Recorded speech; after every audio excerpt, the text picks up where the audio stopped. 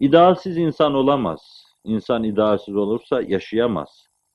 En azından cesedinin altında kalıp ezilmeden kurtulamaz. Bedeninin esiri olmadan kurtulamaz. İnsan yaşarsa yüksek mefkurelerle yaşar. Ben onu da kınamayacağım. O hepimizin beklediği şeydir. Beklediklerimizin aşırı mişarını görmek için bile ömrümüzün yarısını vermeye hazırız. Ben şahsen hayatımda bir kerecik olsun, bir tek gün Fahri Kainat Efendimiz sallallahu aleyhi ve sellem'i hoşnut edebilecek stilde görmeye, hayatımın yarısını vermeye hazırdım.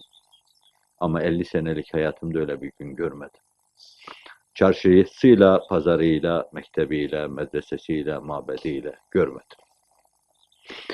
Gelecek adına bu türlü beklentilerimiz de mukaddestir. Bu mevzuda gösterilecek gayretler büyük ibadettir.